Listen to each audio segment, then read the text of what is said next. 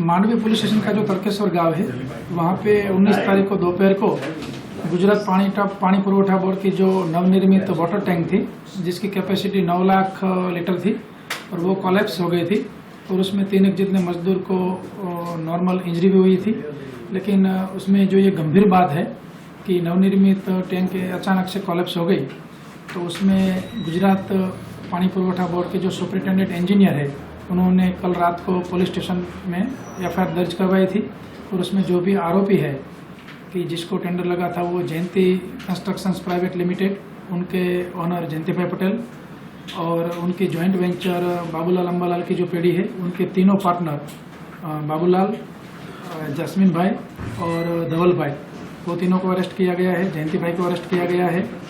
और पीएमसी जो है, project monitoring consultancy company, Mars planning and engineering service limited Ahmedabad, तो उनके जो प्रोजेक्ट मैनेजर है बाबू भाई और उनके साइट इंजीनियर है जिगर भाई प्रजापति, वो दोनों को भी अरेस्ट किया गया है।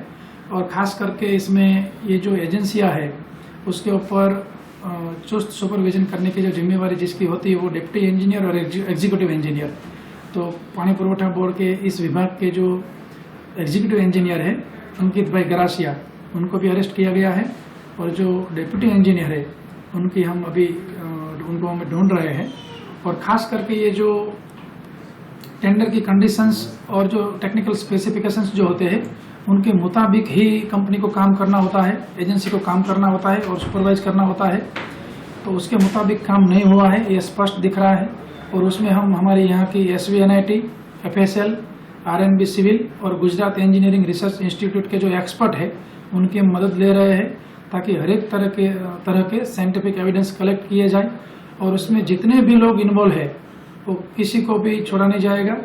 और ये जो FIR दर्ज हुई है उसमें भी जो गंभीर सेक्शंस है, भारतीय न्याय संहिता की सेक्शंस 316(5), 318(4), 125A और 54, उसके मुताबिक ये FIR दर्ज की गई है। और डिटेल में हम सुपरवाइज कर रहे हैं और इनका जो इन्वेस्टिगेशन है वो हमारे डिप्टी SP BK वनार कर रहे हैं।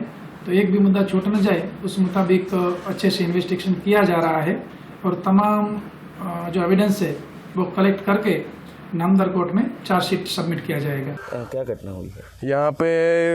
ये जो टांकी आप पीछे देख रहे हो, वो टांकी में अभी पानी भरा ही था और ज़मीन डोज हो गई है।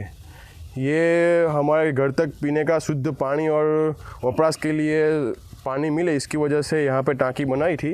लेकिन यहाँ पे भ्रष्टाचार ही इतना है कि अभी तो पानी भरा हुआ ही है और ज़मीन डोज हो गई है।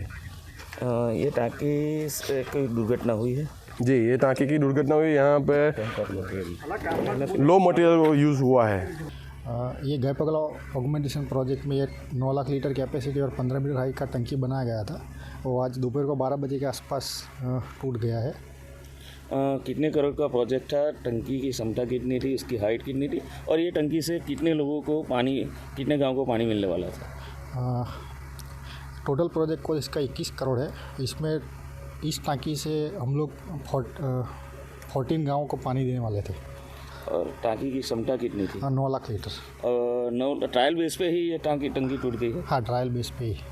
और सर, ये ट्रायल बेस पे ही टूट गई है, तो जो कॉन्ट्रैक्टर है उसके खिलाफ कैसी कार्रवाई की जाएगी?